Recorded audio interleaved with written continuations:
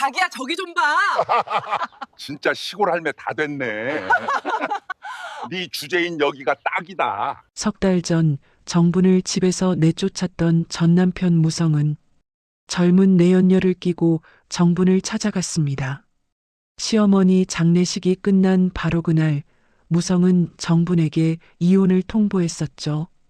이젠 이 역할은 끝났어. 새 사람 들여야 하니까 소금 뿌리기 전에 당장 내 집에서 꺼져. 치매 걸린 시어머니를 모시며 40년을 식모처럼 살았던 정부는 맨몸으로 쫓겨났습니다. 위자료라며 그녀 앞에 던져진 건 남쪽 끝 바다에 버려진 쓸모없는 땅 문서 한 장이 전부였죠. 하지만 그들은 꿈에도 몰랐을 겁니다. 이 보잘것없는 땅 문서가 사실은 전 남편 무성을 지옥으로 끌어내릴 1,000억 원짜리 초대장이었다는 사실을요. 과연 이들에게는 무슨 일이 있었던 걸까요? 사연을 시작하기 전에 구독과 좋아요를 눌러주시고 어디에서 듣고 계신지 댓글로 남겨주세요. 여러분의 가정에 행운이 가득 깃들기를 바라겠습니다. 정부는 결혼한 지 40년이 넘었습니다. 시집에 온 첫날부터 부엌 일을 맡았고 그 뒤로 한 번도 손을 놓은 적이 없었어요. 새벽 5시면 일어나 밥을 하고 밤 11시가 넘어야 부엌 불을 껐습니다. 그 사이에 설거지, 빨래, 청소, 장보기가 끼어들었죠. 시어머니 춘자는 과묵한 사람이었습니다. 말이 많지 않았고 며느리에게 이래라 저래라 간섭하는 일도 드물었어요. 그저 식탁에 앉아 밥을 먹고 방으로 들어가 문을 닫았습니다. 정부는 그게 편했어요. 말이 없으면 다툴 일도 없었으니까요. 남편 무성은 회사 대표였습니다. 식품회사를 운영했고 집에 들어오는 시간은 늘 늦었어요. 저녁 8시가 넘어야 현관문이 열렸고 10번 중 9번은 술 냄새를 풍기며 들어왔습니다. 정분이 따뜻하게 데운 국을 내놓으면 무성은 숟가락을 들다 말고 핸드폰만 들여다봤어요. 정분에게는 관심이 없었습니다. 정분이 허리를 다쳐 절뚝거리며 걸어도 무성은 눈길 한 번 주지 않았습니다. 회사 일이 바쁘다는 이유만으로 모든 게 정당화됐죠. 그렇게 30년이 흘렀습니다. 정분이 58이 됐을 때 시어머니 춘자가 치매 진단을 받았어요. 처음엔 물건을 잃어버리는 정도였습니다. 안경을 어디 뒀는지 몰라 방 안을 뒤지고 지갑을 찾느라 서랍을 열고 닫았죠. 정부는 그때마다 함께 찾아줬습니다. 말없이 방 구석구석을 살피고 이불 아래를 들춰봤어요. 여기 있네요. 정분이 안경을 건네면 춘자는 고개를 끄덕였습니다. 고맙다는 말은 없었지만 그게 시어머니의 방식이었어요. 하지만 증상은 점점 심해졌습니다. 아들 무성의 이름을 잊기 시작했어요. 무성이 퇴근해서 어머니 다녀왔습니다 하고 인사를 해도 춘자는 멍하니 바라만 봤습니다. 누군지 몰라 경계하는 눈빛이었죠. 저예요, 무성이. 무성이 다가가 손을 잡으려 하면 춘자는 손을 뿌리쳤습니다. 누구야, 당신? 그 말에 무성은 얼굴이 굳었어요. 더 이상 다가가지 않고 방으로 들어가 문을 닫았습니다. 그 뒤로 무성은 어머니 방에 거의 들어가지 않았어요. 하지만 며느리 정분의 이름은 끝까지 기억했습니다. 정분아. 아침에 눈을 뜨면 제일 먼저 부르는 이름이 정분이었어요. 밥을 먹다 말고도 텔레비전을 보다가도 춘자는 정분을 불렀습니다. 정분아, 어디 갔어? 정분은 늘 곁에 있었습니다. 부엌에 있다가도 빨래를 개다가도 춘자의 목소리가 들리면 달려갔어요. 대답은 하지 않았습니다. 그저 물 한 컵을 따라 건넬 뿐이었죠. 춘자는 그 물을 받아들고 한참을 들여다봤어요. 그러다 한 모금 마시고 다시 정분을 불렀습니다. 정분아. 네. 짧은 대답이었지만 춘자는 그걸로 안심하는 듯 했어요. 간병은 그렇게 시작됐습니다. 밤낮이 바뀌었어요. 춘자는 밤에 잠을 자지 않았습니다. 새벽 2시면 일어나 방 안을 돌아다니고 옷장을 열어 옷을 꺼내 바닥에 늘어놓았죠. 정부는 그때마다 일어나 춘자 곁으로 갔습니다. 어머니, 주무셔야죠. 아니야, 나 집에 가야 해. 춘자는 고집을 부렸어요. 여기가 자기 집인데도 집에 가야 한다고 했습니다. 정부는 춘자의 손을 잡고 침대로 데려갔어요. 이불을 덮어주고 등을 토닥였습니다. 이제 주무세요. 춘자는 눈을 감았지만 1시간도 안 돼서 다시 일어났습니다. 그러면 정분도 다시 일어나야 했어요. 밤새 5번씩 반복됐죠. 대소변을 가리지 못하기 시작한 건 그로부터 6개월 뒤였습니다. 정부는 기저귀를 갈았어요. 하루에 4-5번, 많을 때는 7번까지 갈았습니다. 침대 시트도 자주 갈아야 했죠. 빨래가 산더미처럼 쌓였고 세탁기는 하루 종일 돌아갔어요. 무성은 그 냄새를 견디지 못했습니다. 너무 냄새나. 무성은 어머니 방 앞을 지나가다 코를 막았어요. 그러고는 자기 방으로 들어가 문을 닫았습니다. 환기를 시켜달라는 말도 힘들지 않냐는 말도 없었어요.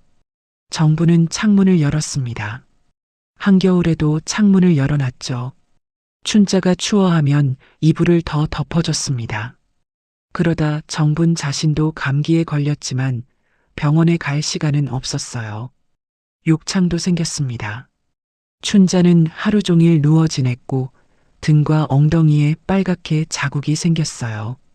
정부는 2시간마다 춘자의 몸을 돌려눕혔습니다. 밤에도 알람을 맞춰놓고 일어나 자세를 바꿔줬죠. 병원은 일주일에 3번 갔습니다. 정부는 춘자를 휠체어에 태워 버스 정류장까지 밀고 갔어요. 버스에 오를 때는 기사님과 승객들의 도움을 받았습니다. 병원에 도착하면 진료를 기다리는 동안 춘자가 또 기저귀를 적셨고 정부는 화장실로 데려가 갈아입혔어요. 집으로 돌아오면 해가 저물어 있었습니다. 정부는 저녁을 준비했어요. 춘자는 스스로 먹지 못했기 때문에 정분이 한 숟가락씩 떠서 입에 넣어줘야 했습니다. 삼키는 힘도 약해져서 목에 걸리지 않게 조심조심 먹였죠. 무성은 그 모습을 한 번도 보지 않았습니다. 저녁 8시가 넘어 집에 들어오면 곧장 자기 방으로 갔어요. 어머니 방문은 열지도 않았습니다. 오늘 어머니 상태는 어때? 그런 질문조차 없었어요. 정부는 묻지 않았습니다. 무성에게 도움을 청한 적도 없었어요. 설령 말을 해봤자 달라질 게 없다는 걸 알았으니까요. 그냥 정분이 하면 됐습니다. 40년 동안 그래왔듯이요. 간병이 5년째 접어들었을 때 정분의 허리는 더 이상 펴지지 않았습니다. 춘자를 안아 일으킬 때마다 등에 통증이 왔어요. 무릎도 시큰거렸고 손목은 힘을 주면 저릿했습니다. 하지만 정부는 표정 하나 바꾸지 않았어요. 그저 일을 계속했습니다. 어머니 모시느라 많이 힘들지? 무성이 그렇게 물은 적은 단 한 번도 없었습니다. 아들 선우도 마찬가지였어요. 1년에 2-3번 집에 들렀지만 할머니 방에는 들어가지 않았습니다. 거실에 잠깐 앉아 차 한 잔 마시고 아버지와 회사 이야기를 나누다 갔죠. 며느리 미경은 아예 오지 않았습니다. 할머니 상태가 안 좋으시다면서요. 조심스러워서요. 미경은 전화로 그렇게 말했어요. 정부는 괜찮다고 했습니다. 실제로 괜찮았으니까요. 며느리가 오든 안 오든 정분이 해야 할 일은 변하지 않았습니다.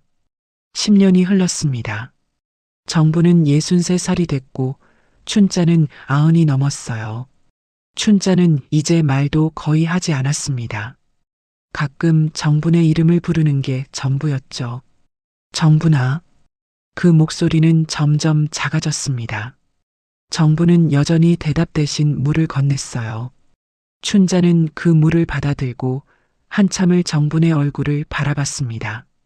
무언가 말하고 싶은 듯 했지만 끝내 입을 열지 않았어요. 하루가 끝나면 정부는 부엌에 앉아 있었습니다. 불을 끄고 어둠 속에서 멍하니 앉아 있었어요. 무성은 자기 방에 있었고 춘자는 잠들어 있었습니다. 집안은 고요했죠. 정부는 아무 생각도 하지 않았습니다. 그저 하루가 끝났다는 것만 느꼈어요. 내일이 오면 다시 같은 하루가 시작될 거라는 것도 알았습니다. 간병은 의무가 됐습니다.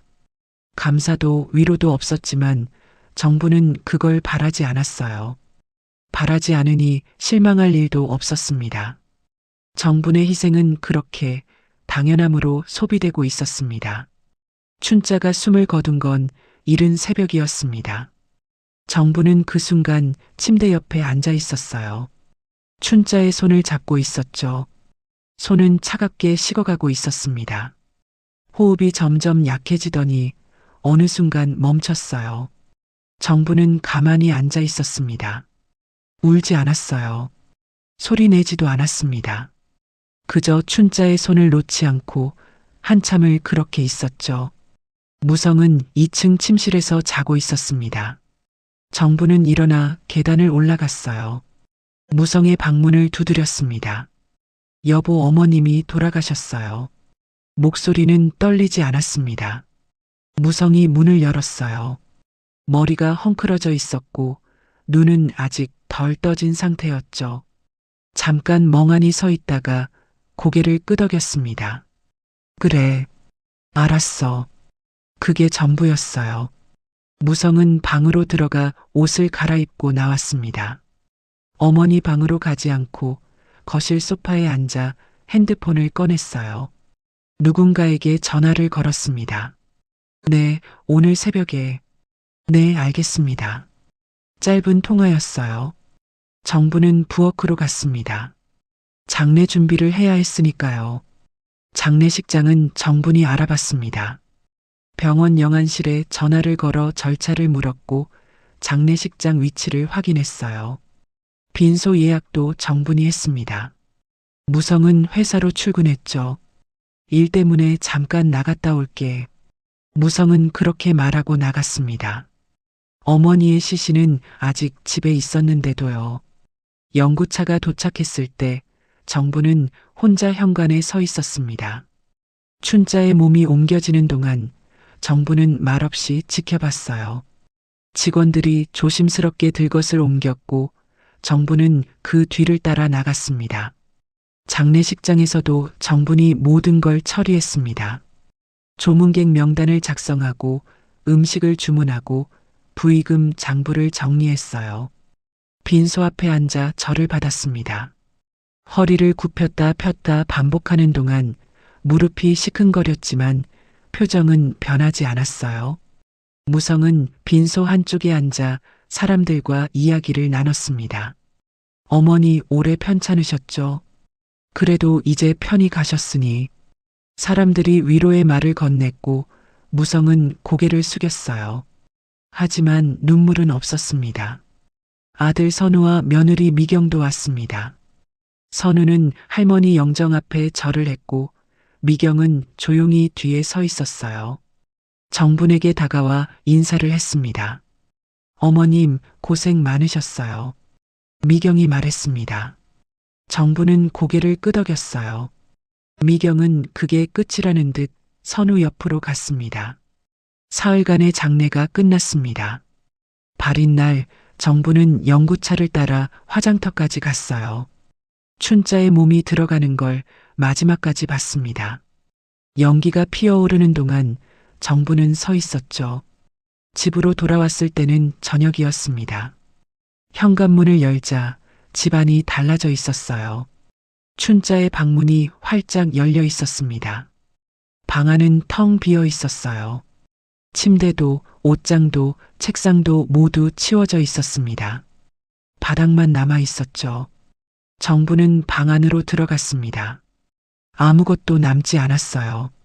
10년 동안 정분이 매일 드나들던 그 방이 흔적도 없이 사라져 있었습니다. 가슴 한편이 싸늘했습니다. 너무 빨랐어요. 어머니가 돌아가신 지 사흘밖에 안 됐는데 벌써 이렇게 지워졌습니다. 거실로 나왔을 때 무성이 소파에 앉아 있었어요. 테이블 위에 서류 봉투가 놓여 있었습니다. 앉아.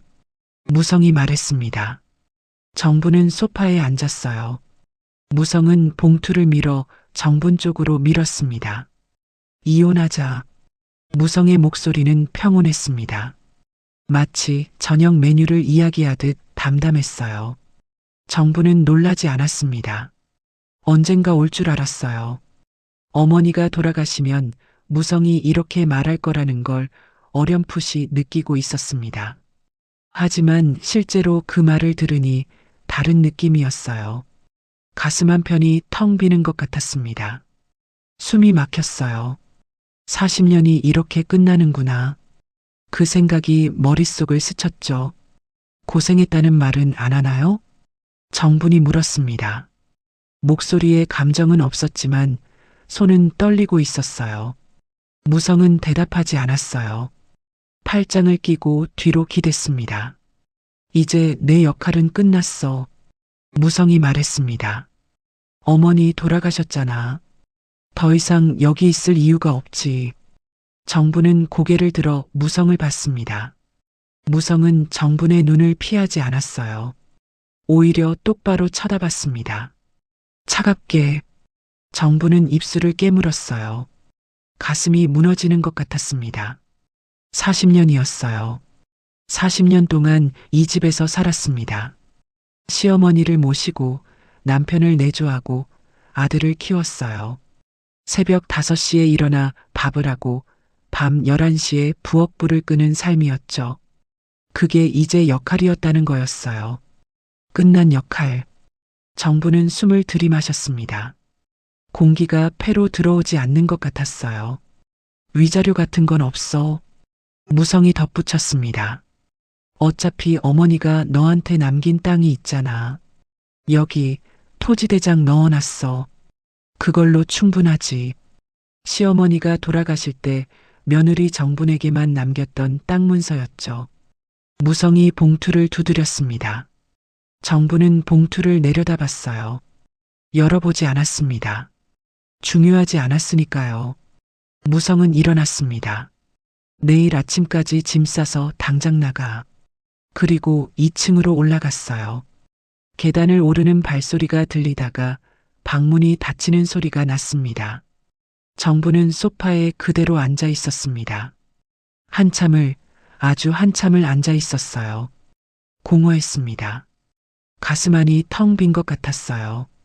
40년의 무게가 한순간에 사라진 느낌이었죠. 천천히 일어났습니다. 안방으로 갔어요. 방 안에 낯선 것들이 놓여 있었습니다. 화장대 위에 정분이 쓰지 않는 화장품이 있었어요. 진한 붉은색 립스틱, 향수병, 귀걸이들이 줄지어 놓여 있었습니다. 옷장을 열자 정분의 옷 사이에 다른 옷들이 걸려 있었어요. 화려한 색깔의 원피스, 구두, 핸드백들이었죠. 정부는 옷장 문을 닫았습니다. 이미 다른 사람의 짐들이 이 집에 들어와 있었어요. 무성이 이혼을 말하기 전부터 이미 준비돼 있었던 거였습니다. 침대에 앉았어요.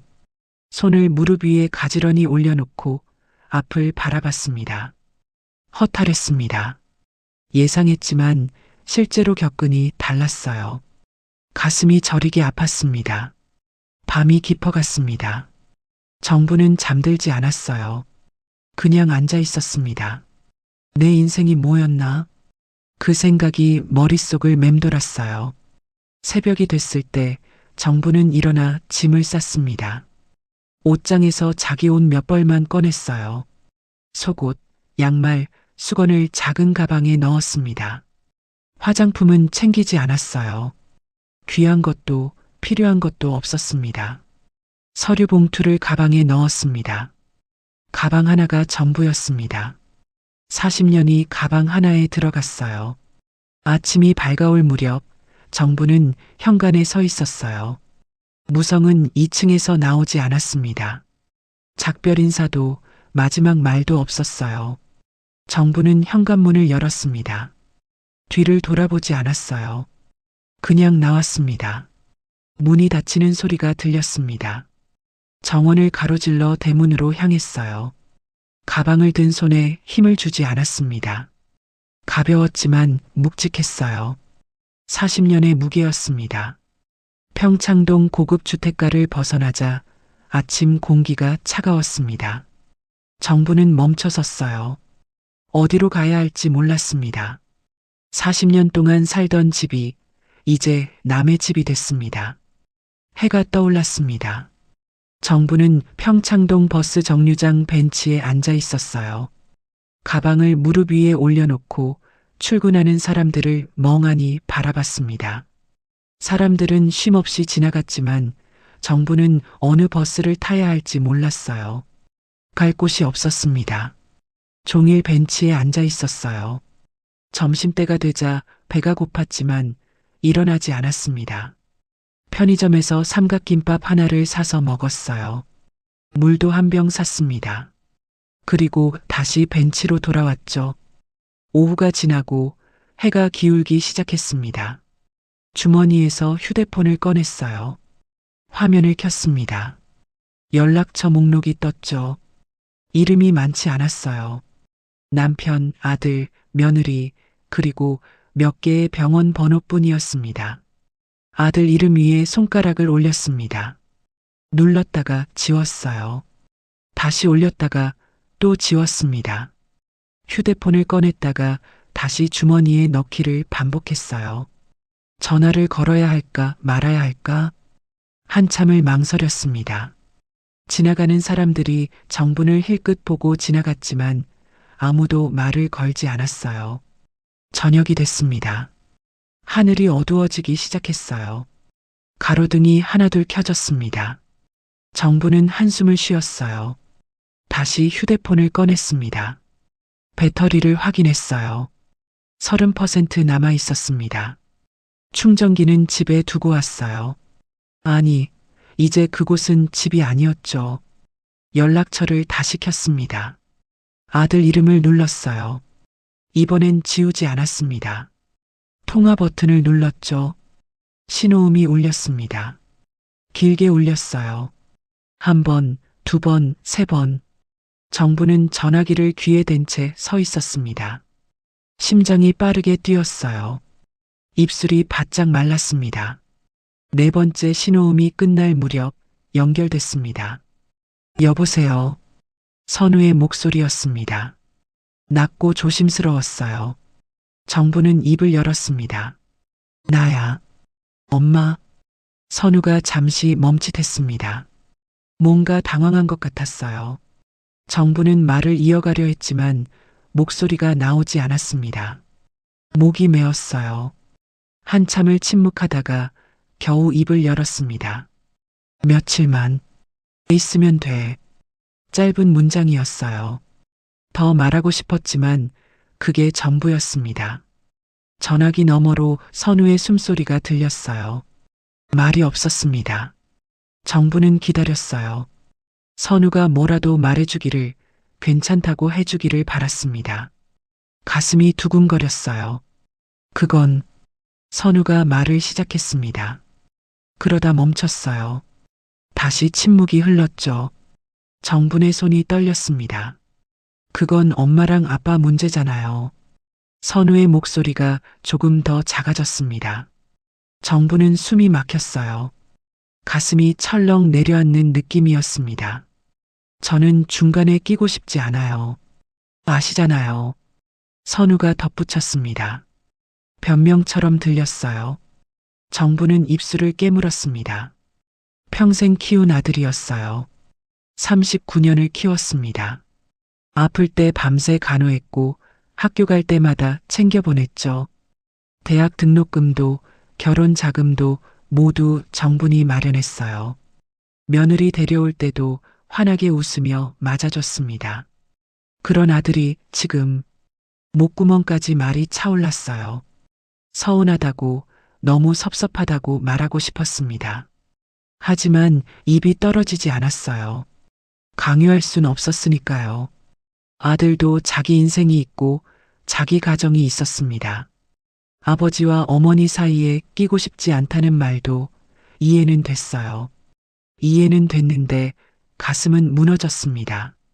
그때 전화기 너머로 여자 목소리가 들렸습니다. 미경이었어요. 여보, 누구야? 엄마. 어머님? 미경의 목소리가 가까워졌습니다. 선우가 전화기를 스피커로 틀은 것 같았어요. 어머님, 저희 입장도 고려해 주세요. 서운하신 거 아니시죠? 미경이 물었습니다. 정부는 대답하지 않았습니다. 할 말이 없었어요. 미경이 조용히 말을 이었습니다.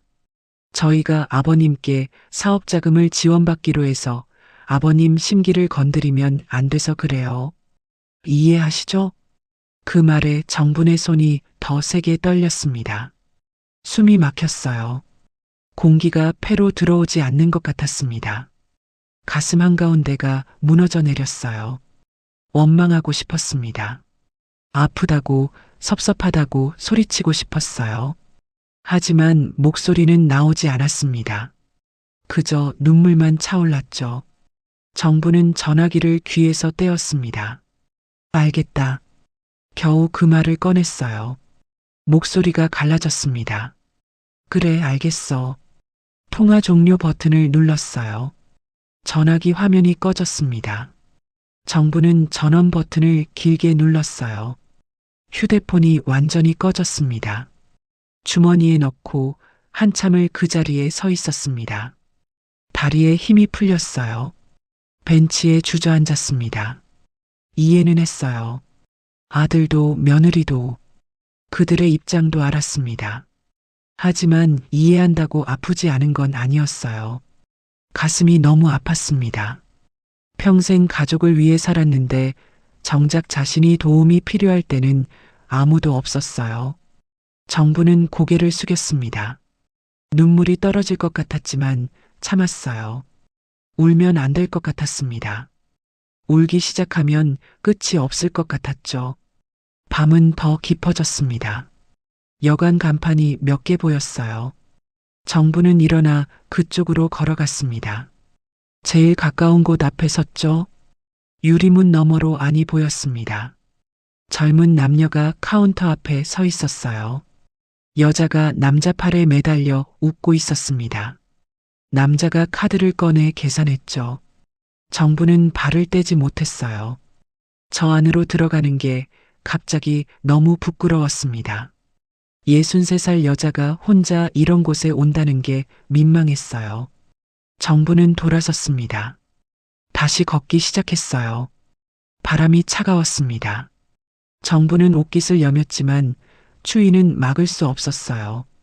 골목 안쪽 벤치에 앉았습니다. 가방을 옆에 내려놓고 두 손을 무릎 위에 올렸어요. 하늘을 올려다봤습니다. 별은 보이지 않았어요. 시간이 흘렀습니다. 새벽이 가까워지자 공기가 더 차가워졌어요. 정부는 가방을 꺼안았습니다. 조금이라도 따뜻하게 하려고요. 그때 문득 생각났습니다. 시어머니가 남긴 땅, 무성이 말했던 그 땅이요. 어디에 있는지도 몰랐지만 분명 어딘가에 있을 거였어요. 춘자가 남겼다면 정분의 것이었습니다. 정부는 가방을 열었어요. 안에 든 서류 봉투를 꺼냈습니다. 이혼 서류가 들어있는 그 봉투요. 하지만 그 안에 다른 종이도 함께 있었어요. 가로등 불빛 아래서 종이를 펼쳤습니다. 토지 대장이었어요. 섬 이름이 적혀 있었습니다. 정부는 그 이름을 한참 들여다봤어요. 갈 곳이 생겼습니다. 새벽 5시 정부는 포털 사이트에서 섬 이름을 검색했습니다. 작은 화면에 지도가 떴어요. 섬은 남쪽 끝, 바다 한가운데 점처럼 찍혀 있었습니다. 확대해도 이름만 보일 뿐 사진은 없었어요. 배편 정보를 찾았습니다. 하루에 2번, 오전 9시와 오후 3시. 터미널까지는 버스로 4시간 반이 걸렸어요. 정부는 휴대폰을 끄고 일어났습니다. 첫 차를 타야 했습니다. 6시 정부는 고속버스 터미널에 도착했어요. 매표소 앞에 섰습니다. 창구 직원이 물었죠. 어디까지요? 정부는 종이에 적힌 지명을 보여줬어요. 직원이 키보드를 두드렸습니다. 편도요? 네. 31,000원입니다. 정부는 지갑을 열었어요. 지폐 몇 장과 동전이 전부였습니다. 돈을 세어 건넸죠. 버스에 올랐습니다. 맨 뒷자리에 앉았어요. 가방을 무릎 위에 올려놓고 창밖을 봤습니다. 해가 완전히 떠올랐어요. 사람들이 하나둘 버스에 올라탔습니다. 버스가 출발했습니다. 서울을 벗어나자 건물이 줄어들고 논밭이 나타났어요. 고속도로를 달리는 동안 정부는 창밖만 바라봤습니다. 졸지 않았어요. 눈을 감지도 않았습니다. 4시간이 지났습니다. 버스가 작은 터미널에 멈춰 섰어요. 정부는 내렸습니다. 짐을 찾는 사람도 마중 나온 사람도 없었어요. 터미널은 한산했습니다. 표지판을 따라 걸었어요. 여객선 터미널 1.2km. 정부는 가방을 들고 걷기 시작했습니다. 바닷바람이 불었습니다. 비린내가 코를 찔렀어요. 갈매기 울음소리가 들렸습니다. 터미널 건물이 보였죠. 낡고 작았어요. 매표소에서 또 표를 끊었습니다. 섬 가시는 거예요? 중년 여자가 물었습니다. 정부는 고개를 끄덕였어요. 거기 사람 안 사는데. 관광객이세요? 아니요. 정부는 짧게 대답했습니다. 더 묻지 말라는 투였죠. 여자는 표를 내밀었어요. 배는 저기 있어요. 9시에 출발합니다. 아직 8시 30분이었습니다. 정부는 대합실 의자에 앉았어요. 사람이 없었습니다. 텅 빈 공간에 형광등만 깜빡였죠. 9시가 됐습니다. 안내방송이 나왔어요. 정부는 일어나 선착장으로 갔습니다. 작은 배 한 척이 떠 있었어요. 배에 오른 사람은 정분 혼자였습니다. 선장이 밧줄을 풀었어요. 혼자세요? 네. 섬에 아는 사람 있어요? 아니요. 선장은 더 묻지 않았습니다. 조타실로 들어가 엔진을 걸었어요. 배가 천천히 움직이기 시작했습니다. 바다가 펼쳐졌습니다. 정부는 난간에 기대서서 바다를 봤어요. 파도가 배 옆구리를 때렸습니다. 물보라가 튀었죠. 1시간이 흘렀습니다. 멀리 섬이 보이기 시작했어요. 작았습니다. 산이 하나 있고 집 몇 채가 보였어요. 나무들이 빽빽했습니다. 배가 선착장에 닿았습니다. 선장이 밧줄을 묶었어요. 정분에게 손을 내밀었습니다. 조심하세요. 정부는 손을 잡고 내렸어요. 발밑이 흔들렸습니다. 선착장 시멘트 바닥에 금이 가 있었어요. 집이 어디예요? 선장이 물었습니다. 모르겠어요. 정분이 대답했습니다. 선장은 고개를 갸우뚱했지만 더 묻지 않았어요. 배에 다시 올라 떠났습니다. 배가 멀어졌죠. 정부는 혼자 남았습니다. 섬은 조용했어요. 파도 소리와 바람 소리만 들렸습니다. 사람 소리는 없었어요. 정부는 걷기 시작했습니다. 길은 좁았어요. 풀이 무성했고 곳곳에 돌이 튀어나와 있었습니다. 집이 몇 채 보였지만 모두 비어 있었어요. 문은 닫혀 있고 창문엔 먼지가 쌓여 있었죠. 산 중턱에 집 한 채가 있었습니다. 정부는 그쪽으로 올라갔어요. 가파른 길이었습니다. 숨이 찼지만 멈추지 않았어요. 집 앞에 도착했습니다. 대문은 없었어요. 마당엔 잡초가 무릎까지 자라 있었습니다. 현관문은 낡았고 페인트가 벗겨져 있었어요. 문을 밀었습니다. 삐걱거리는 소리가 났어요. 문이 열렸습니다. 먼지가 코를 찔렀습니다. 집 안은 어두웠어요. 창문이 작아서 햇빛이 거의 들어오지 않았습니다.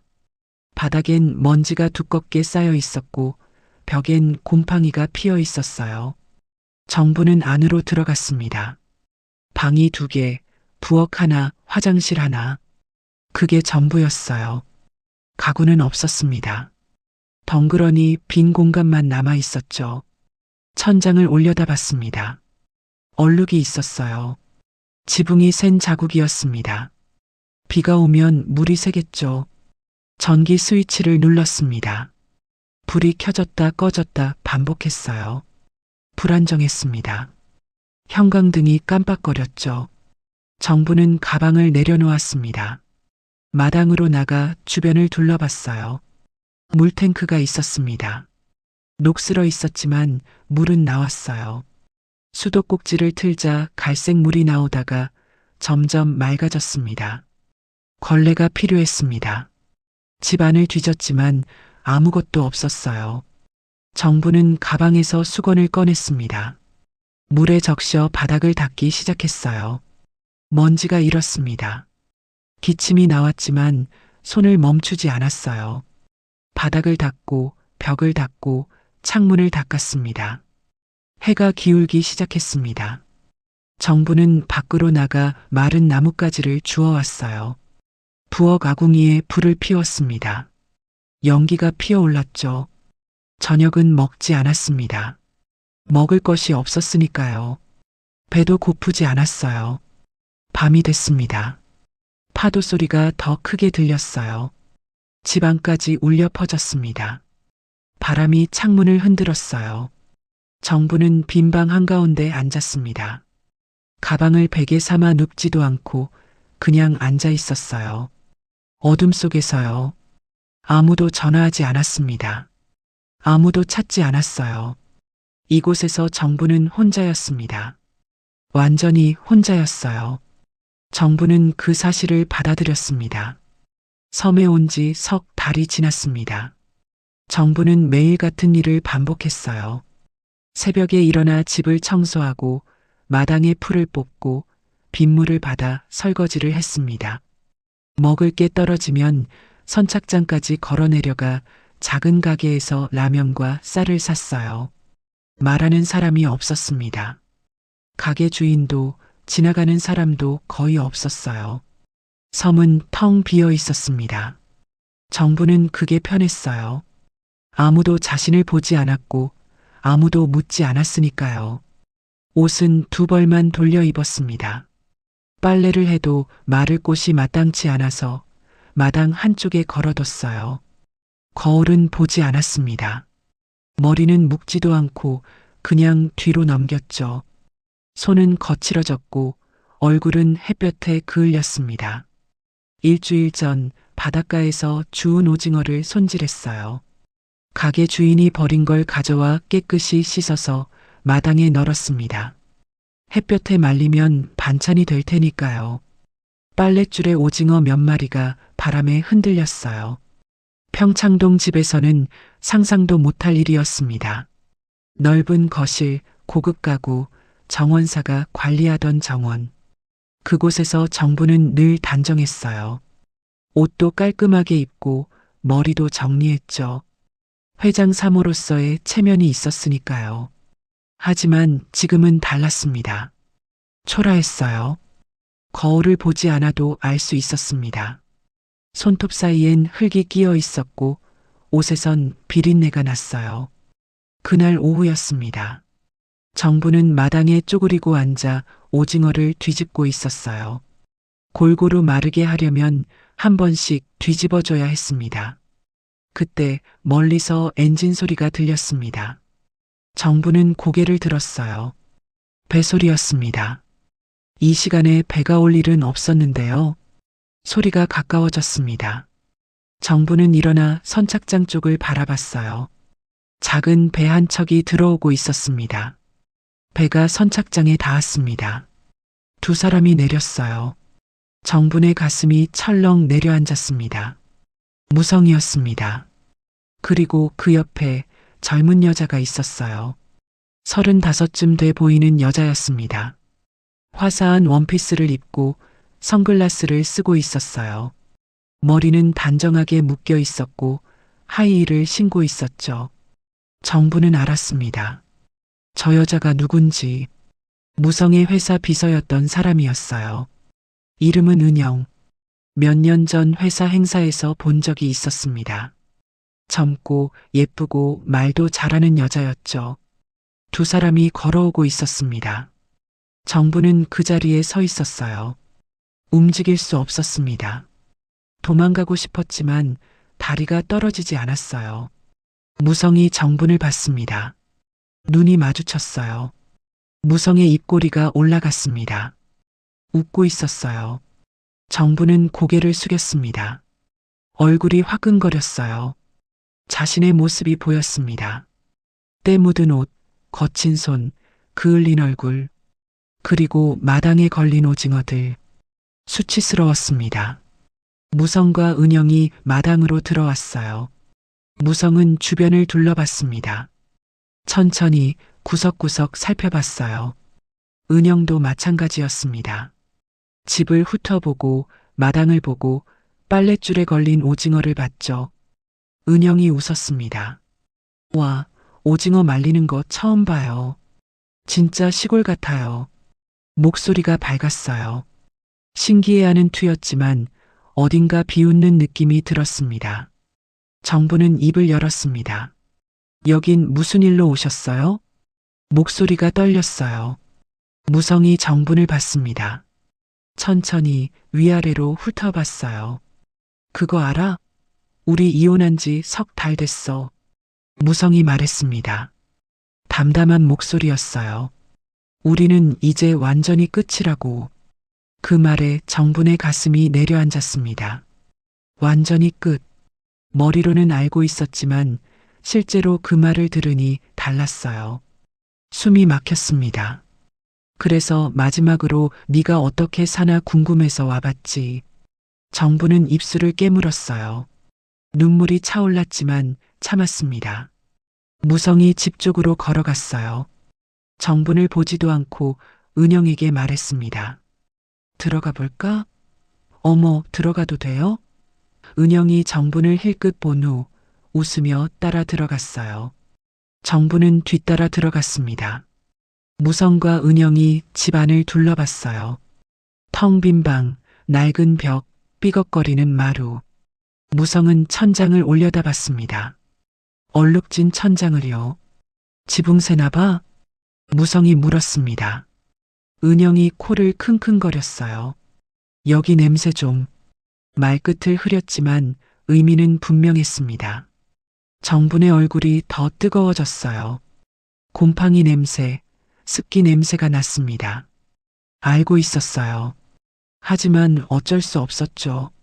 무성과 은영이 다시 마당으로 나왔습니다. 무성이 주변을 천천히 둘러봤어요. 오징어, 낡은 집, 잡초가 자란 마당. 생각보다 잘 사네. 무성이 말했습니다.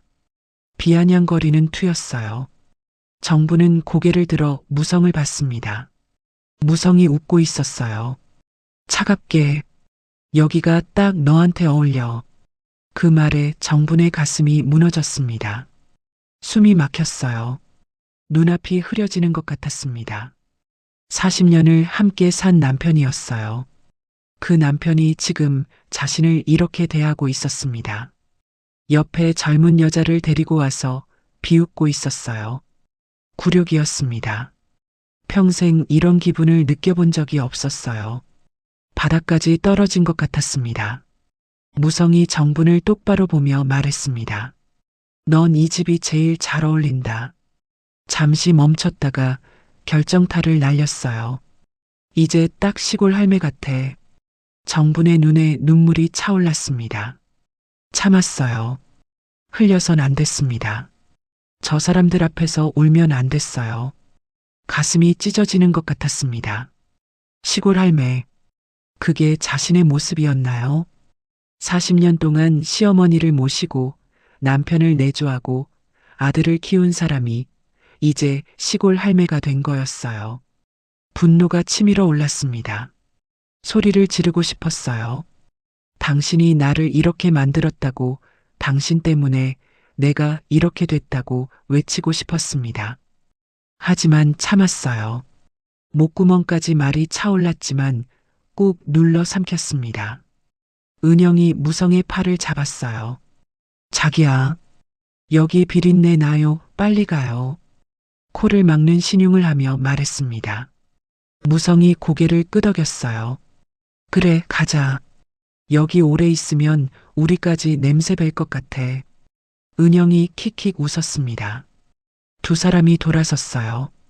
정부는 마당에서 멀어지는 두 사람의 뒷모습을 바라봤습니다.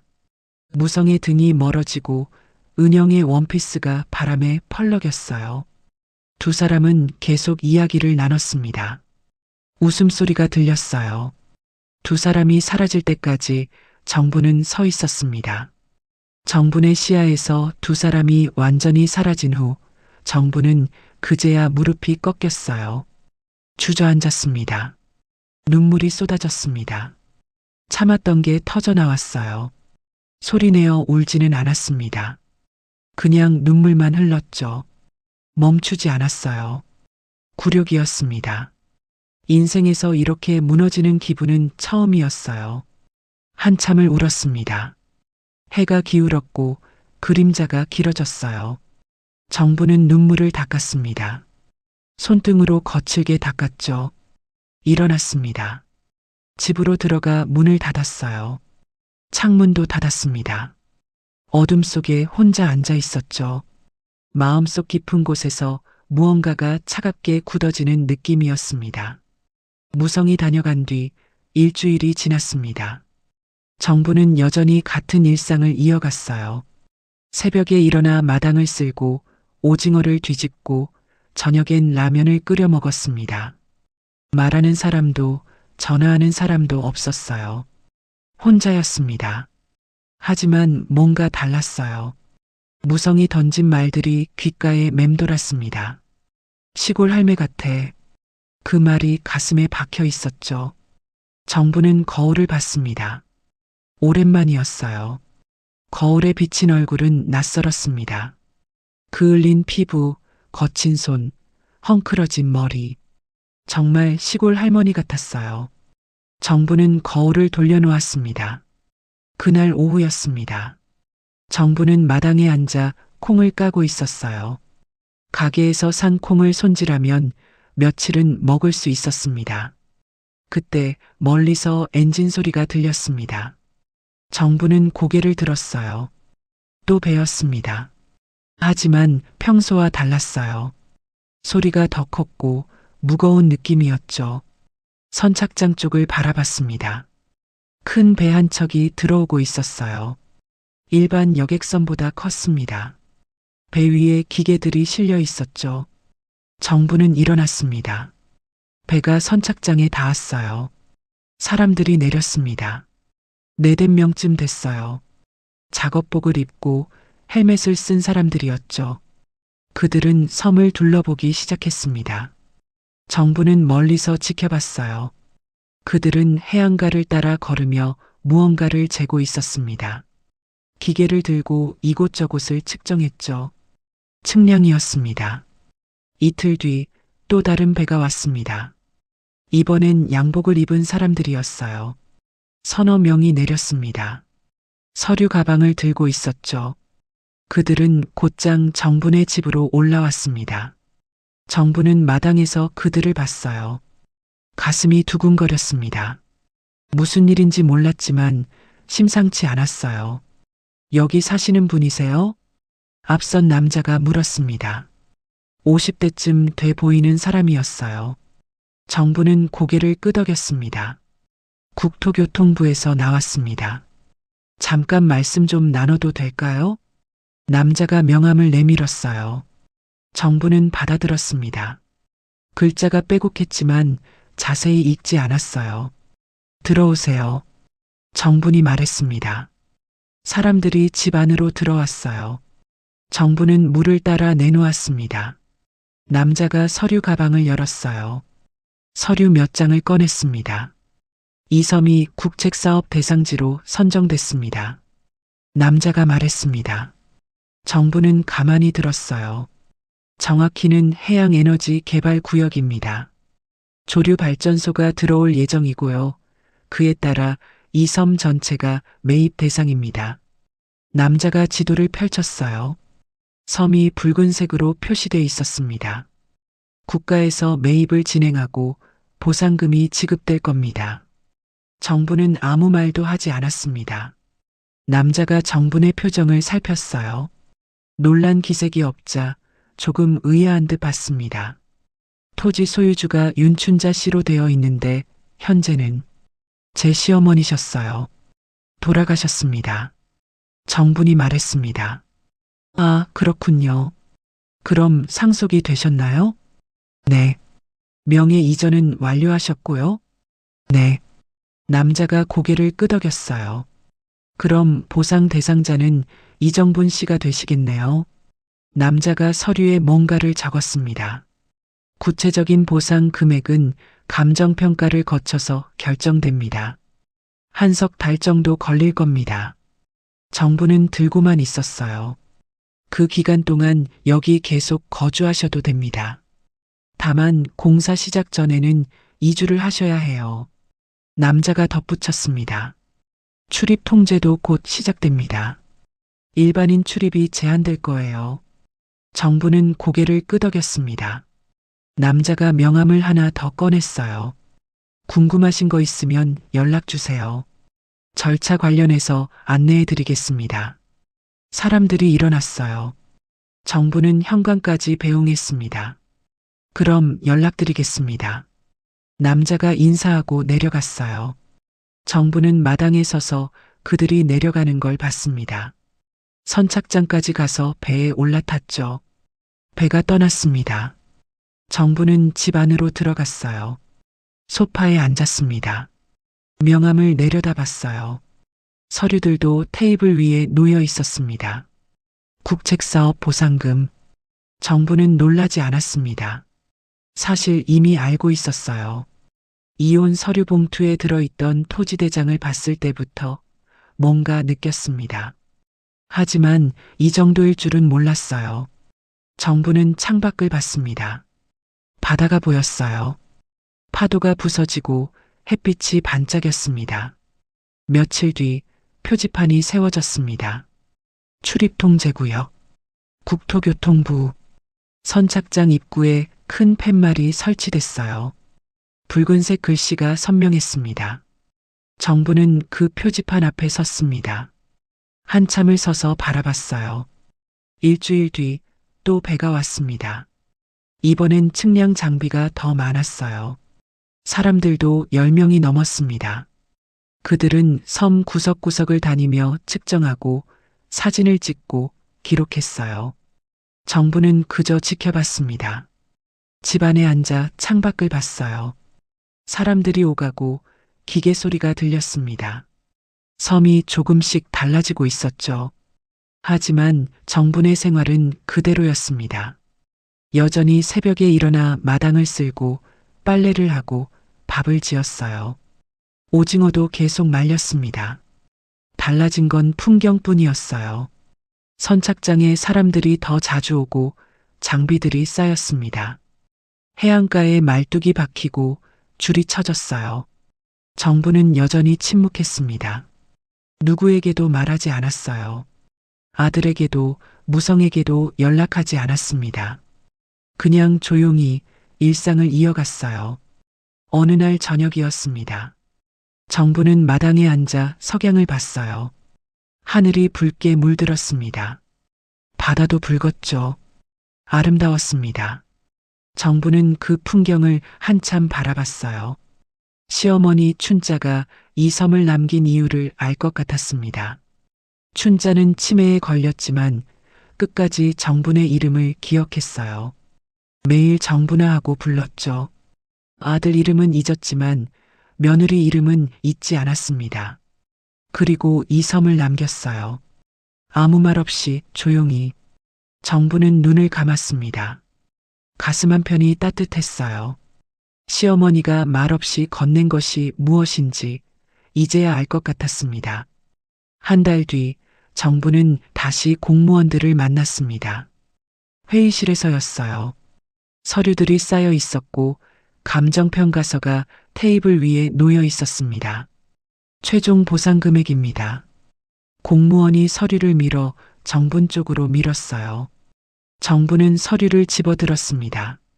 숫자를 봤어요. 한참을 그 숫자를 바라봤습니다. 1,000억이 넘는 금액이었어요. 정부는 표정을 바꾸지 않았습니다. 놀라지도 기뻐하지도 않았어요. 그냥 고개를 끄덕였죠. 동의하시면 여기 서명해 주세요. 공무원이 펜을 건넸습니다. 정부는 서명했어요. 또박또박 자기 이름을 썼습니다. 보상금은 일주일 내로 입금됩니다. 그리고 한 달 안에 섬에서 나가셔야 해요. 알겠습니다. 정분이 대답했습니다. 일주일 뒤 휴대폰에 문자가 왔습니다. 입금 알림이었어요. 정부는 그 문자를 한참 들여다봤습니다. 평생 본 적 없는 숫자였어요. 하지만 실감이 나지 않았습니다. 그냥 숫자일 뿐이었죠. 정부는 짐을 쌌습니다. 가져갈 게 많지 않았어요. 옷 몇 벌, 서류, 그게 전부였습니다. 가방 하나면 충분했죠. 마지막 날 정부는 집을 둘러봤습니다. 3달 동안 살았던 곳이었어요. 처음 왔을 때보다 깨끗했습니다. 정분이 매일 청소했으니까요. 마당에 나가 바다를 봤어요. 파도가 부서지고 갈매기가 울었습니다. 고요했어요. 고맙습니다. 정분이 작게 중얼거렸습니다. 누구에게 하는 말인지 몰랐어요. 시어머니에게인지, 섬에게인지, 아니면 자기 자신에게인지. 정부는 돌아섰습니다. 가방을 들고 선착장으로 내려갔어요. 배가 기다리고 있었습니다. 배에 올랐습니다. 섬이 멀어졌어요. 점점 작아지더니 수평선 너머로 사라졌습니다. 정부는 앞을 봤습니다. 뒤돌아보지 않았어요. 서울로 돌아왔습니다. 하지만 평창동으로 가지 않았어요. 그곳은 이제 자신의 집이 아니었으니까요. 정부는 조용한 동네를 찾았습니다. 강북의 작은 주택가였어요. 사람들이 많지 않고 조용한 곳이었습니다.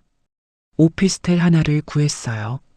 15평짜리 작은 집이었죠. 월세였습니다. 1,000억이 넘는 돈이 있었지만 정부는 월세로 구했어요. 눈에 띄고 싶지 않았습니다. 집은 간소했어요. 침대, 책상, 옷장. 필요한 것만 샀습니다. 화려한 건 하나도 없었죠. 정부는 그 집에서 조용히 살았습니다. 며칠 뒤 정부는 은행을 찾았습니다. 큰 은행 본점이었어요. VIP 센터로 안내받았습니다. 어떻게 오셨습니까? 중년 남자가 반갑게 맞았어요. 자산관리사라는 명함을 건넸습니다. 자산관리를 맡기고 싶습니다. 정분이 말했습니다. 얼마 정도 규모이신지 여쭤봐도 될까요? 정부는 통장을 내밀었어요.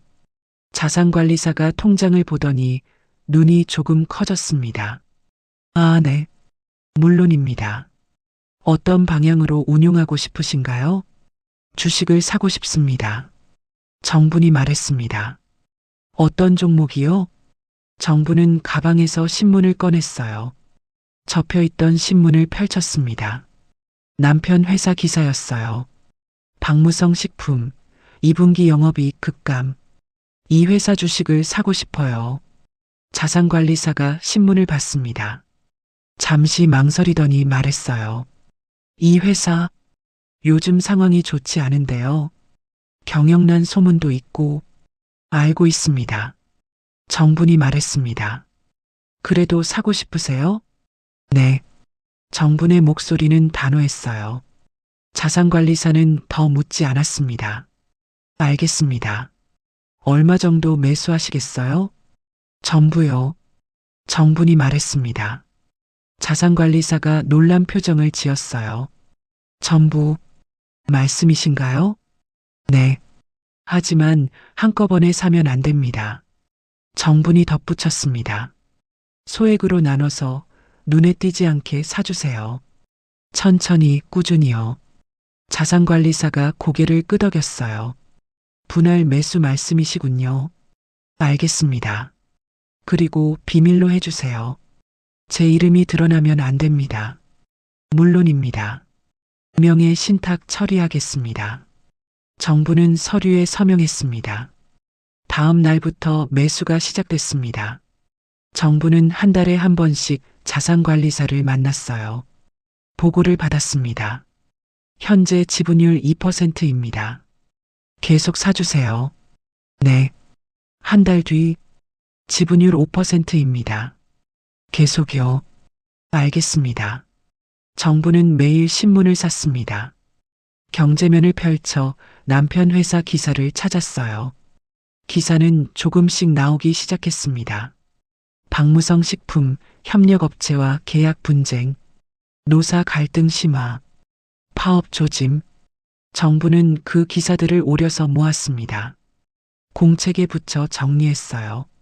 감정은 드러내지 않았습니다. 그저 기록만 했죠. 1년이 지났습니다. 자산관리사가 보고했어요. 지분율이 10%를 넘었습니다. 계속 사주세요. 정분이 말했습니다. 신문 기사는 더 자주 나왔습니다. 박무성 식품, 원가 부풀리기 의혹 제기, 내부 고발자 등장, 회계 부정 정황. 정부는 그 기사를 오려 붙였어요. 공책이 두꺼워졌습니다. 2년째가 됐습니다. 회사의 문제가 본격적으로 터지기 시작했어요.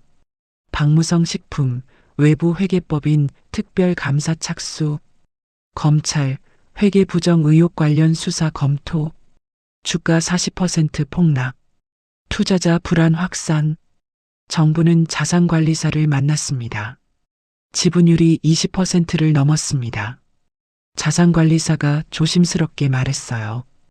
회사 상황이 계속 안 좋아지고 있습니다. 매도하시는 게 계속 사주세요. 정분이 말을 끊었습니다. 자산관리사는 더 이상 권유하지 않았어요. 3년째가 됐습니다. 정부는 여전히 조용한 오피스텔에서 살았어요. 아무도 만나지 않았고 아무에게도 연락하지 않았습니다.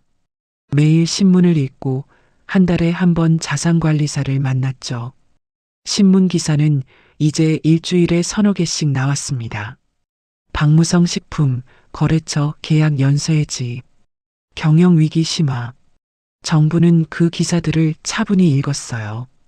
어느 날 자산관리사가 전화를 걸어왔습니다. 지분율 35% 돌파했습니다. 최대 주주인가요? 정분이 물었습니다. 네. 이제 이정부님이 최대 주주이십니다. 정부는 전화를 끊었어요. 창밖을 봤습니다. 하늘이 맑았어요. 3년이었습니다. 3년 동안 정부는 아무 말도 하지 않았어요. 그저 조용히 천천히 주식을 모았습니다. 얼굴에 미소는 없었습니다. 분노도 기쁨도 없었어요. 그저 차분했습니다. 이제 시작이었으니까요. 어느 날 아침 신문에 큰 기사가 났습니다. 박무성 식품, 회계 부정 확인, 검찰 수사 착수. 정부는 그 기사를 천천히 읽었어요. 커피를 한 모금 마시고 다시 읽었습니다. 외부 회계법인의 특별감사 결과가 공개됐어요.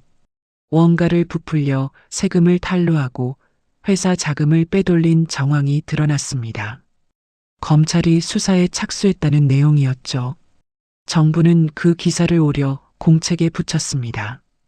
공책은 이제 세 번째였어요. 다음 날 또 기사가 났습니다. 박무성 식품 주요 거래처 계약 해지 통보, 대형 유통업체 세 곳이 계약을 끊었다는 내용이었어요. 신뢰관계 파괴가 이유였습니다. 정부는 그 기사도 오렸습니다. 사흘 뒤 박무성 식품 직원 30명 집단 사직, 미래 불투명. 일주일 뒤 협력업체들 잇따라 대금 지급 요구, 자금난 가중. 정부는 매일 신문을 샀어요. 경제면을 펼쳐 남편 회사 기사를 찾았습니다. 기사는 매일 나왔죠. 한 달이 지났습니다. 정부는 자산관리사를 만났어요. 회사 주가가 60% 이상 떨어졌습니다. 자산관리사가 보고했습니다. 현재 시가총액이 절반 이하로 괜찮습니다. 정분이 말했습니다. 계속 지켜보겠습니다. 자산관리사는 고개를 끄덕였어요. 주주총회 일정이 공지됐습니다. 언제죠? 한 달 뒤입니다. 특별 주주총회로 소집됐어요. 정부는 그 날짜를 수첩에 적었습니다. 신문에도 같은 기사가 났어요. 박무성 식품, 긴급 주주총회 소집, 경영권 분쟁 예고. 정부는 그 기사를 오래 들여다봤습니다. 한 달 뒤면 모든 게 끝날 거였어요. 그날 오후 정부는 산책을 나갔습니다. 오랜만이었어요. 3년 동안 거의 집에만 있었거든요. 동네를 천천히 걸었어요. 가을이었습니다. 낙엽이 떨어지고 바람이 선선했죠. 카페 앞을 지나가다 멈춰 섰습니다. 유리창 너머로 텔레비전이 보였어요. 뉴스가 나오고 있었습니다. 화면에 무성이 나왔어요. 정부는 가만히 서서 그 화면을 봤습니다. 무성은 기자들에게 둘러싸여 있었어요. 카메라 플래시가 터졌습니다. 대표님, 회계 부정 의혹에 대해 어떻게 생각하십니까? 사실무근입니다. 무성이 대답했습니다. 검찰 수사는 어떻게 대응하실 겁니까? 성실히 조사에 임하겠습니다. 저는 떳떳합니다. 무성의 목소리는 당당했어요. 정부는 그 모습을 지켜봤습니다. 무성은 변하지 않았어요. 여전히 자신감이 넘쳤습니다. 상황을 통제할 수 있다고 믿는 표정이었죠. 정부는 카페를 떠났습니다. 2주일이 지났습니다. 신문에 또 기사가 났어요. 박무성 식품 이사진, 대표 퇴진 요구, 내부 분열 심화, 이사회가 긴급 소집됐다는 내용이었습니다. 이사 5명 중 3명이 무성의 퇴진을 요구했다고 했어요. 하지만 무성은 거부했습니다. 제가 이 회사를 여기까지 키웠습니다. 제가 책임지고 위기를 극복하겠습니다. 기사에 무성의 말이 인용돼 있었어요. 정부는 고개를 저었습니다. 일주일 뒤 또 다른 기사가 났습니다. 박무성 대표 측근 직원들 줄사표, 배 떠나는 쥐들. 무성 곁에 있던 사람들이 하나둘 떠나고 있었어요. 오래 함께 일한 임원도 비서도 사직서를 냈습니다. 정부는 그 기사를 읽으며 차를 마셨어요. 쓴맛이 났습니다. 사흘 뒤 정부는 우연히 백화점 앞을 지나갔습니다. 명품 매장 앞에 여자가 서 있었어요. 은영이었습니다. 정부는 멈춰 섰습니다. 은영은 정분을 보지 못했어요. 핸드폰으로 통화 중이었습니다. 아니, 나 지금 바빠. 나중에 전화할게. 은영의 목소리가 날카로웠어요. 무성 대표? 그 사람 요즘 상태 봐. 나까지 엮이고 싶지 않아. 정부는 가만히 서서 들었습니다. 아니, 나 이제 안 만나. 끝났어, 우리. 은영이 전화를 끊었어요. 한숨을 쉬고 매장 안으로 들어갔습니다. 정부는 그 뒷모습을 봤습니다. 은영도 떠나고 있었어요. 배가 기울자 모두 도망치고 있었습니다. 정부는 돌아서서 걸었습니다. 주주총회까지 2주일 남았습니다. 신문에 예고 기사가 났어요. 박무성 식품 주주총회 임박. 대표 퇴진 여부 주목. 최대 주주 신규 등장. 정체 불명. 정부는 그 기사를 읽었습니다. 자신이 최대 주주라는 사실이 공시됐지만 언론은 아직 정분이 누군지 몰랐어요. 정부는 옷장을 열었습니다. 3년 동안 사모은 옷들이 걸려 있었어요. 검은색 정장, 흰색 블라우스, 단정하고 깔끔한 옷들이었습니다. 정부는 그 옷을 꺼내 다림질했어요. 일주일 남았습니다. 정부는 미용실에 갔습니다. 3년 만이었어요. 어떻게 해드릴까요? 미용사가 물었습니다. 단정하게 해주세요.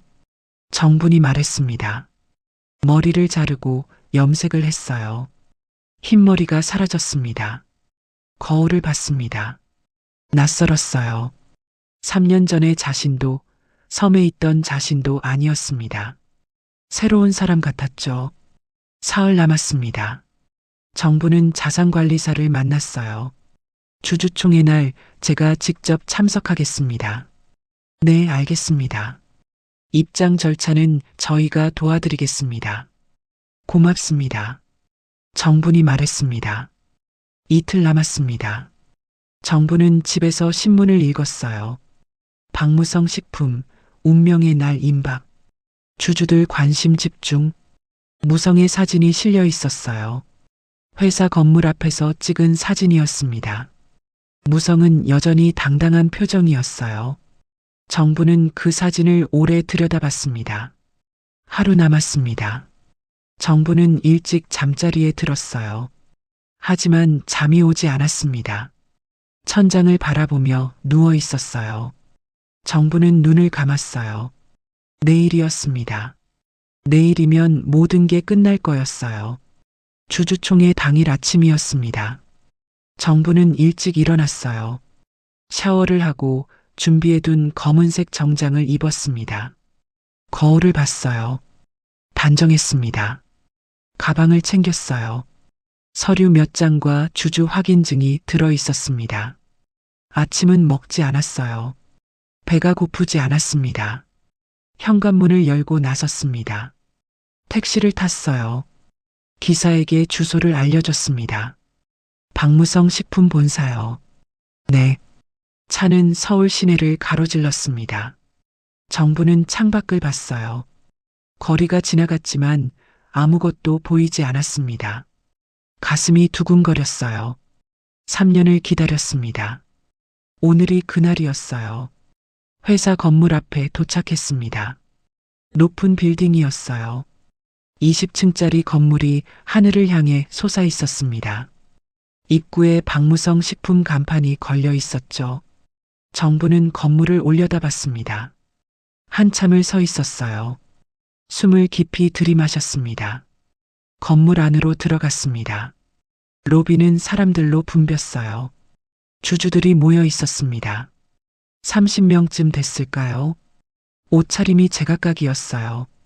양복 입은 사람도 평상복 입은 사람도 있었습니다. 정부는 엘리베이터를 탔습니다. 15층을 눌렀어요. 주주총회장이 있는 층이었습니다. 엘리베이터가 올라갔어요. 정부는 거울에 비친 자신의 모습을 봤습니다. 표정이 굳어 있었어요. 15층에 도착했습니다. 문이 열렸습니다. 복도에 안내 직원이 서 있었어요. 주주 확인증 보여주세요. 정부는 가방에서 서류를 꺼냈습니다. 직원이 확인하고 고개를 끄덕였어요. 이쪽으로 오세요. 복도를 따라 걸었습니다. 끝에 큰 문이 있었어요. 주주총회장이라는 팻말이 붙어 있었습니다. 정부는 문 앞에 섰습니다. 안에서 웅성거리는 소리가 들렸어요. 사람들이 많은 것 같았습니다. 직원이 정분을 봤어요. 들어가시겠어요? 정부는 고개를 저었습니다. 잠깐만요. 직원은 고개를 끄덕이고 옆으로 비켰어요. 정부는 가만히 서 있었습니다. 심호흡을 했어요. 가슴이 뛰었습니다. 안에서 목소리가 들렸어요. 시작하겠습니다. 의장의 목소리였습니다. 정부는 문을 열지 않았어요. 조금 더 기다렸습니다. 오늘 주주총회는 경영진 구성에 관한 특별 안건을 다루겠습니다. 의장의 말이 이어졌어요. 먼저 현 대표이사 박무성 씨의 연임 안건을 상정합니다. 무성의 목소리가 들렸습니다. 주주 여러분, 저는 이 회사를 30년간 이끌어왔습니다. 일시적인 어려움이 있지만 반드시 극복하겠습니다. 자신감 넘치는 목소리였어요. 정부는 문 밖에서 그 목소리를 들었습니다. 저를 믿어주십시오. 제가 책임지고 회사를 정상화시키겠습니다. 무성의 말이 끝났어요. 정적이 흘렀습니다.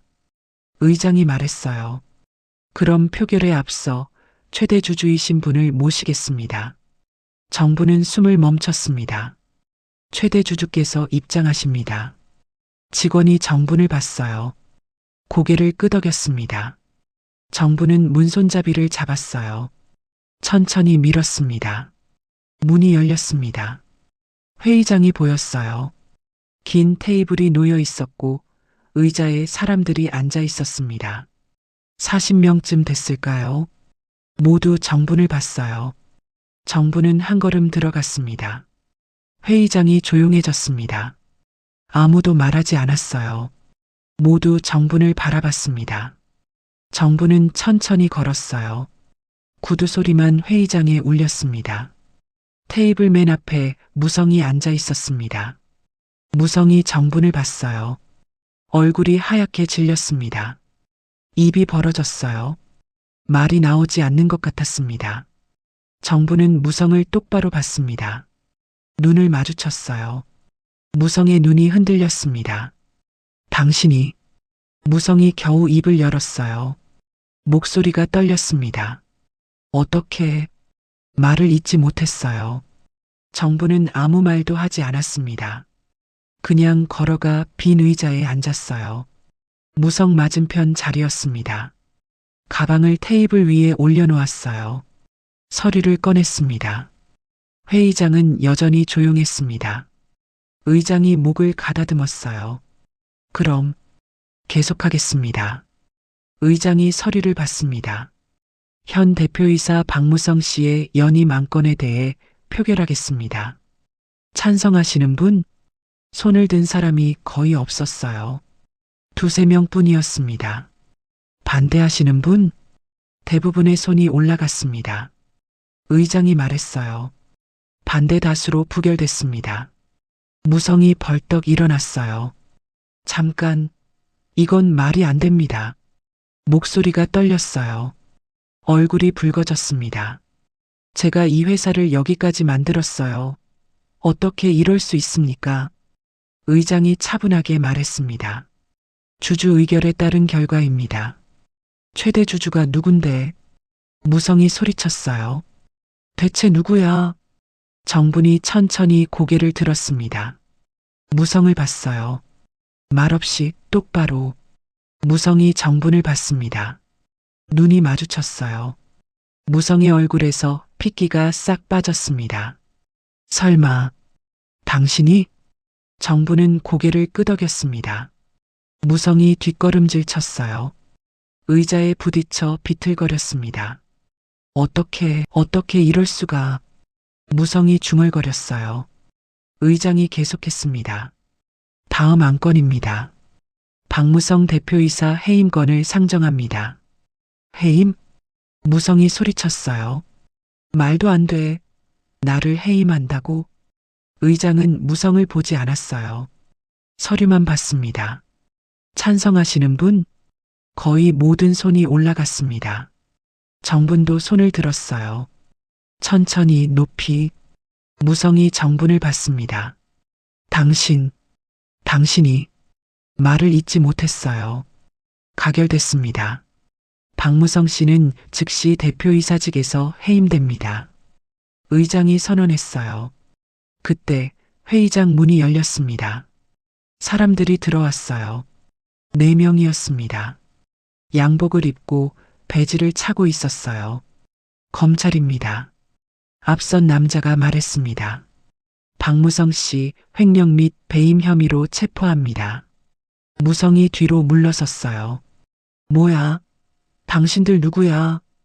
법원 발부 구속영장입니다. 동행하시죠.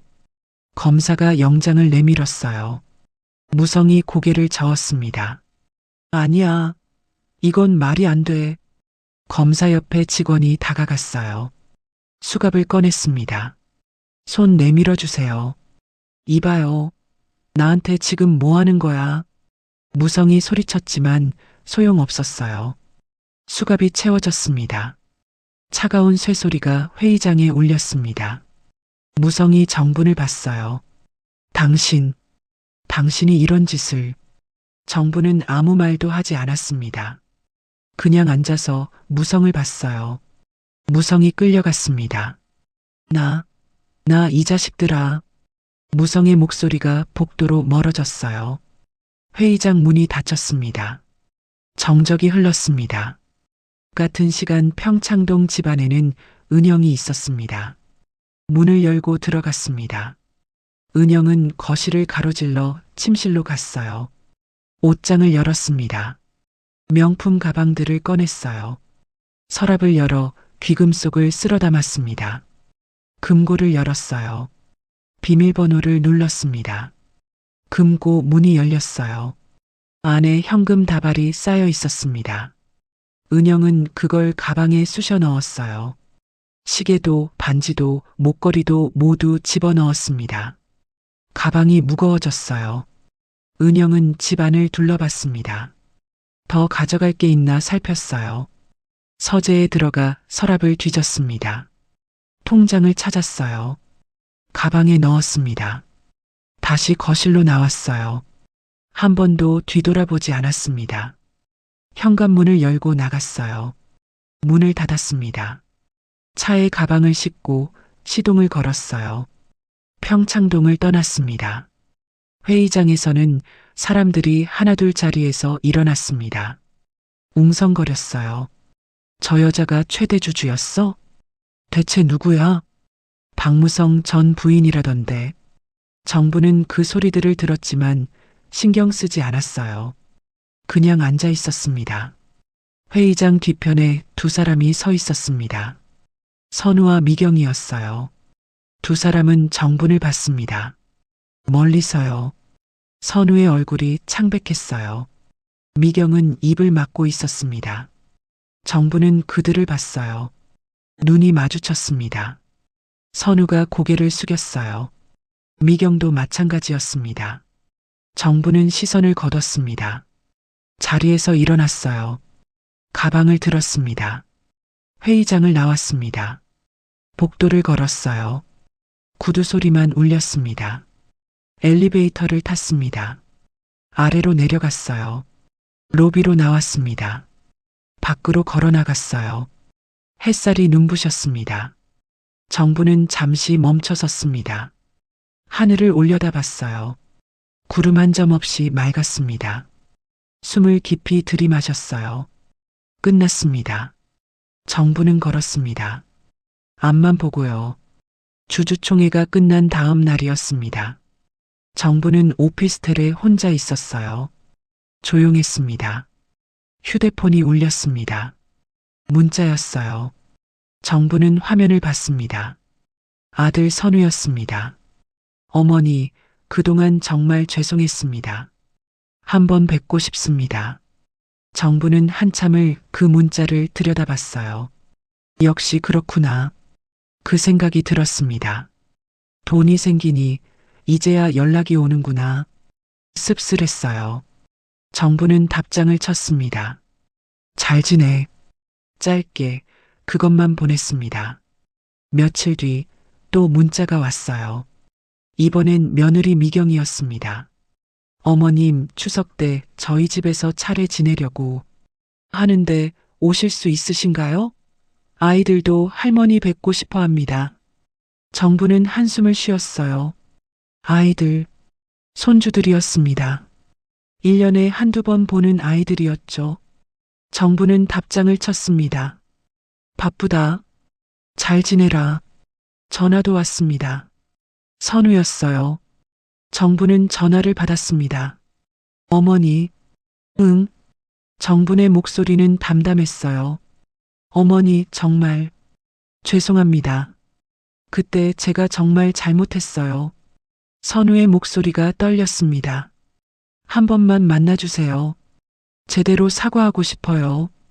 정부는 창밖을 봤어요. 괜찮다. 어머니, 바쁘다. 전화 끊을게. 어머니, 잠깐만요. 선우가 다급하게 말했습니다. 정부는 기다렸어요.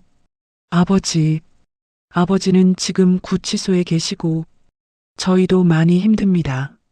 어머니, 저희 좀 도와주실 수? 정부는 전화를 끊었습니다. 역시 그렇구나. 가슴 한편이 시렸어요. 이제야 엄마가 보이나 봐요. 돈이 생기니까요. 예전에는 연락도 안 하더니 이제는 매일 문자가 왔습니다. 당연한 일이었어요. 정분도 알고 있었습니다. 하지만 알아도 아팠습니다. 정부는 소파에 앉았어요. 한참을 그렇게 앉아 있었습니다. 미워하지는 않았어요. 선우도 미경도 미워할 힘도 없었고 미워하고 싶지도 않았습니다. 그냥 멀어졌을 뿐이었어요. 가까워질 수 없는 거리였습니다. 일주일 뒤 정부는 변호사를 만났어요. 섬 이야기를 하고 싶습니다. 네, 말씀하세요. 보상받은 선부지 중 일부를 기증하고 싶어요. 변호사가 고개를 들었습니다. 어디에 기증하시겠어요? 공공시설로 써주세요. 그 지역에 필요한 시설이면 됩니다. 알겠습니다. 혹시 조건이 있으신가요? 정부는 잠시 생각했어요. 시설 이름을 윤춘자로 해주세요. 윤춘자 씨는 제 시어머니셨어요. 변호사가 고개를 끄덕였습니다. 알겠습니다. 그렇게 진행하겠습니다. 석 달 뒤 연락이 왔습니다. 시설이 완공됐다는 내용이었어요. 어린이 도서관이었습니다. 개관식이 다음 주 토요일입니다. 참석하시겠어요? 네. 정분이 대답했습니다. 개관식 날이었습니다. 정부는 일찍 출발했어요. 기차를 타고 남쪽으로 내려갔습니다. 터미널에서 버스를 탔어요. 그리고 배를 탔습니다. 섬이 보였습니다. 몇 년 사이에 섬은 많이 달라져 있었습니다. 선착장이 새로 지어졌고 길이 포장돼 있었어요. 배에서 내렸습니다. 사람들이 보였어요. 개관식에 온 사람들이었습니다. 30명쯤 됐을까요? 정부는 뒤쪽에 섰습니다. 새로 지어진 건물이 보였어요. 하얀 건물이었습니다. 예쁘게 지어졌더군요. 입구에 현판이 걸려 있었습니다. 윤춘자 어린이 도서관. 정부는 그 이름을 오래 바라봤습니다. 가슴이 따뜻해졌어요. 감사합니다, 어머님. 정분이 작게 중얼거렸습니다. 개관식이 시작됐어요. 지역 구청장이 나와 축사를 했습니다. 이 도서관은 이정부님의 기증으로 세워졌습니다. 고인이 되신 시어머니 윤춘자님의 이름으로 지어졌죠. 사람들이 박수를 쳤어요. 기증자이신 이정부님 나오셔서 인사 부탁드립니다. 구청장이 사람들을 둘러봤습니다. 정부는 움직이지 않았어요. 뒤에 그대로 서 있었습니다. 구청장이 다시 불렀어요. 이정부님 계신가요? 정부는 조용히 손을 들었습니다. 작게요. 구청장이 정분을 봤어요. 앞으로 나오시겠어요? 정부는 고개를 저었습니다. 괜찮습니다. 작은 목소리로 말했어요. 구청장이 잠시 망설이더니 고개를 끄덕였습니다. 네, 알겠습니다. 그럼 박수로 감사 인사드리겠습니다. 사람들이 박수를 쳤어요. 정분도 박수를 쳤습니다. 뒤에서 조용히요. 개관식이 끝났습니다. 사람들이 도서관 안으로 들어갔어요. 정분도 들어갔습니다. 제일 마지막에요. 책들이 가득했어요. 아이들이 뛰어다니며 책을 꺼내봤습니다. 웃음소리가 들렸어요. 정부는 한쪽 구석에 서서 그 모습을 봤습니다. 좋았어요. 이게 맞는 것 같았습니다. 1시간쯤 있다가 정부는 도서관을 나왔어요. 선착장으로 걸어 내려갔습니다. 마지막 배 시간이었어요. 배에 올랐습니다. 섬이 멀어졌어요. 정부는 뒤를 돌아봤습니다. 도서관이 작게 보였어요. 하얀 건물이 햇빛에 반짝였습니다. 정부는 손을 들어 흔들었어요. 작별 인사였습니다. 서울로 돌아왔습니다. 오피스텔에 들어갔어요. 조용했습니다. 휴대폰을 봤습니다. 부재중 전화가 5통이었어요. 모두 선우였습니다. 문자도 와 있었어요. 어머니, 명절인데 얼굴 한번 보고 싶습니다. 제발요. 정부는 한참을 그 문자를 들여다봤습니다. 답장을 쳤습니다. 건강해라. 그게 전부였습니다. 며칠 뒤 정부는 이사를 했습니다. 더 작은 집으로 갔어요. 조용한 동네, 아무도 모르는 곳이었습니다. 짐은 많지 않았어요. 가방 2개면 충분했습니다. 새 집에 도착했어요. 창문을 열었습니다. 바람이 들어왔어요. 정부는 빈 방 한가운데 섰습니다. 혼자였어요. 하지만 외롭지 않았습니다. 처음으로 정부는 자신만의 공간을 가졌어요.